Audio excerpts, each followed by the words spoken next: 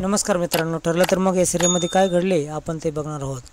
महिपतच्या प्रेशरखाली तन्वी दामिनीला भेटायचं कारण शोधते. ती रविराजला कॉल करते आणि बोलते की आपण दामिनीला भेटूयात, तिला कोऑपरेट करूयात. आपली बाजू सत्याची आहे, त्याची सत्याची बाजू तर अर्जुनची देखील आहे असं रविराज बोलतो.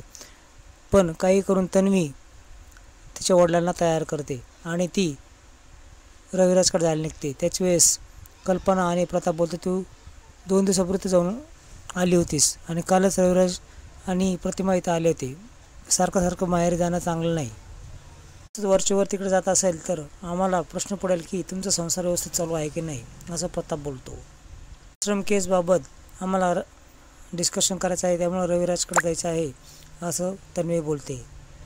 अर्जुन तिला टोमणा मारतो आणि कल्पना लगेचच बोलते, मला वाटलंच होतं अजून तू कसा टोमणा मारला नाही. अर्जुन त्याच वेळेस तन्वीला डवसतो आणि म्हणतो की दामिनीला भेटल्यावर सांग की आमची बाजू सत्याची आहे बरं का.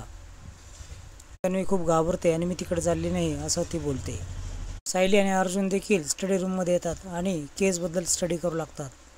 रविराज आणि तन्वी दामिनीकडे येतात आणि ही माझी मुलगी, हिच्या मानसिक स्थिती थोडी खराब आहे आणि तिच्यावर खूप असे संकट आले, त्याच्यामुळे ती मनस्थिती बिघडली आहे असं तो सांगतो. दामिनी तन्वीला प्रश्न करते की काय त्या रात्री काय घडलं ते सांग. त्याच्या वेळेस ती घडलेला सगळं प्रसंग स्टेटमेंटप्रमाणे सांगते. दामिनी लगेचच महिपतला कॉल करून सांगते. त्याच वेळेस महिपत बोलतो, आमचं प्यादा आलं होतं का. त्याच वेळेस ती हो बोलते, पण रविराज पुन्हा पाठीमागे येतो आणि मोबाईल राहिला आहे असं बोलतो. दामिनी महिपतला पुढे सांगू लागते, ही मुलगी खूप खोटाडी आहे, अतिशहाणी आहे. वडील असताना देखील ती खूप खोटं बोलत होती. त्यावेळेस महिपत बोलतो, तिची नस जरी कापली ना, पहिले खोटारडेपणा पाहिली आणि नंतर तिचं रक्त बाहेर येईल.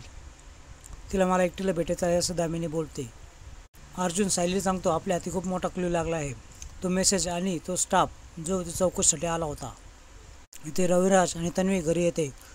रविराज विचारतो, अर्धवट ट्रीटमेंट का घेतलं. त्यावेळेस मी खरं बोलते आहे हे कळाल्यानंतर त्यांनी पुढचे प्रश्न केलेच नसन असं तन्वी बोलते.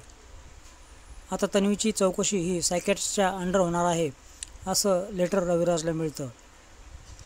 आता तन्वीचा सगळा खोटारडेपणा उघडा पडणार असं सायली अर्जुनला इकडे बोलते.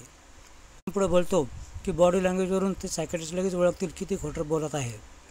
आता इकडे दामिनी देखील तन्वीवर खूप चिडते आणि बोलते की मर्डर नंतर तू मेसेज केला आहेस, किती मूर्ख आहेस तू.